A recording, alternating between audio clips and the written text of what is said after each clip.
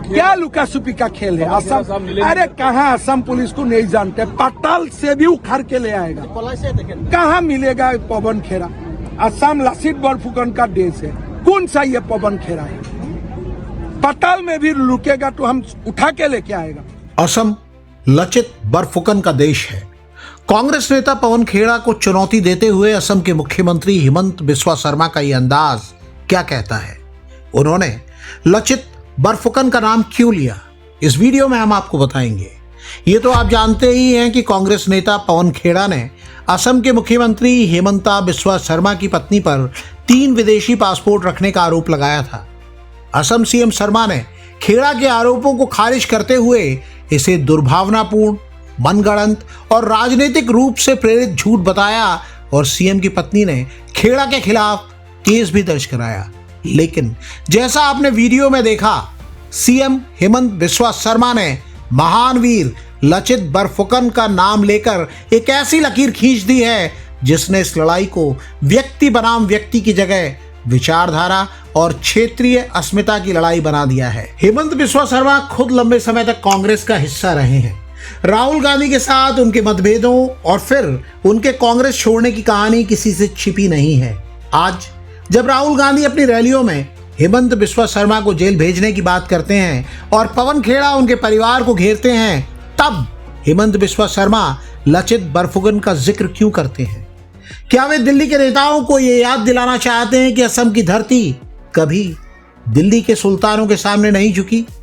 आखिर क्या है लचित बरफुकन का वो इतिहास जिसे याद दिलाते हुए असम के सीएम शर्मा कांग्रेस पर पलटवार कर रहे हैं? आइए विस्तार से समझते हैं। लचित बरफुकन असमिया पहचान, अस्मिता और अटूट साहस के प्रतीक हैं। कई लोग उन्हें पूर्वोत्तर के छत्रपति शिवाजी महाराज भी कहते हैं। मुख्यमंत्री शर्मा अक्सर अपनी रैलियों और भाषणों में लचित बरफुकन का जिक्र करते हैं, जिससे नई पीढ़ी को उस गौरवशाली इतिहास की याद दिलाई जा सके, जिसे कई लोग आरोप लगाते हैं कि मुख्यधारा के इतिहासकारों ने कहीं न कहीं हाशिए पर रख दिया था। लचित बरफुकन वो वीर हैं जिन्होंने सदियों पहले भारत के भूगोल को बदलने से बचा लिया था। लचित बरफुकन 17वीं शताब्दी में अहोम साम्राज्य के एक महान सेनापति थे। उनका जन्म 24 नवंबर 1622 को हुआ था। उनके पिता मोमाई तमुली बरबरुआ अहोम साम्राज्य के प्रशासनिक प्रमुख थे। लचित को बचपन से ही सैन्य रणनीति और कूटनीति की शिक्षा दी गई थी। उनकी प्रतिभा को देखते हुए अहोम राजा चक्रध्वज सिंह ने उन्हें बरफुकन की उपाधि दी थी, जो कि अहोम सेना के 5वें सबसे बड़े पद का नाम था। उन्हें यह जिम्मेदारी तब मिली जब अहोम साम्राज्य अपने सबसे कठिन दौर से गुजर रहा था। उस समय दिल्ली की गद्दी पर औरंगजेब बैठा था। मुगल साम्राज्य का विस्तार पूरे भारत में हो रहा था, लेकिन पूर्वोत्तर का अहोम साम्राज्य हमेशा उनकी आंखों की किरकिरी बना रहा। मुगल बार बार असम पर कब्जा करने की कोशिश कर रहे थे।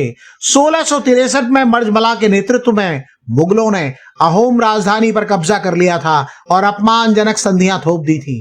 अहोमों के लिए ये केवल जमीन का नुकसान नहीं, बल्कि उनके स्वाभिमान पर चोट थी। इसी अपमान का बदला लेने की जिम्मेदारी लचित बरफुकन के कंधों पर आई।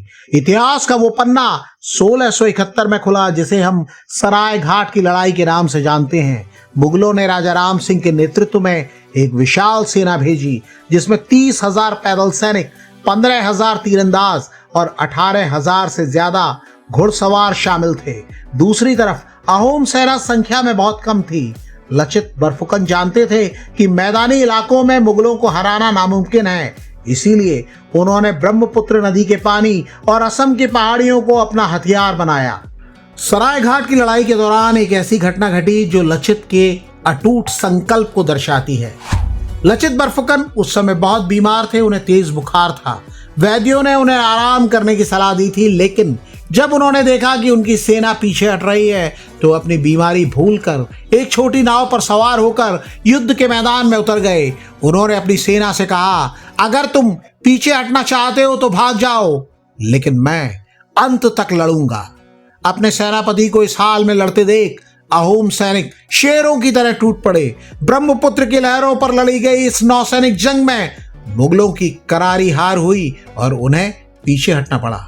अब समझिए, लचित बरफुकन ने मुगलों को हराया था और आज हिमंत बिस्वा शर्मा उसी प्रतीक का इस्तेमाल कांग्रेस के केंद्रीय नेतृत्व यानी दिल्ली के खिलाफ कर रहे हैं। जब कांग्रेस नेता पवन खेड़ा मुख्यमंत्री के परिवार पर वार करते हैं तो सीएम हेमंत बिस्वा शर्मा इसे केवल निजी हमला नहीं रहने देते, वो इसे असम के गौरव पर हमला बताते हैं और खुद को लचित बरफुकन की उस परंपरा का अनुयायी बताते हैं जिसने कभी बाहरी ताकतों के सामने घुटने नहीं टेके। हेमंत का संदेश साफ है, चाहे राहुल गांधी की जेल भेजने वाली चेतावनी हो या खेड़ा के आरोप, वो झुकने वाले नहीं हैं। हेमंत बिस्वा शर्मा जानते हैं कि असम की राजनीति में लचित बरफुकन केवल एक नाम नहीं, एक भावना है। कांग्रेस को लचित बरफुकन की याद दिलाकर वो ये साबित करना चाहते हैं कि कांग्रेस आज भी उसी दिल्ली केंद्रित मानसिकता से ग्रस्त है जिसे अहोम योद्धाओं ने सदियों पहले चुनौती दी थी।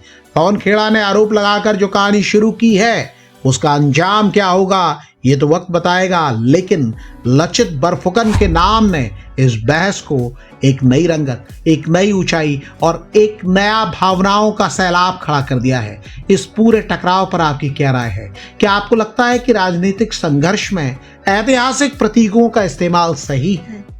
हमें बताइएगा जरूर।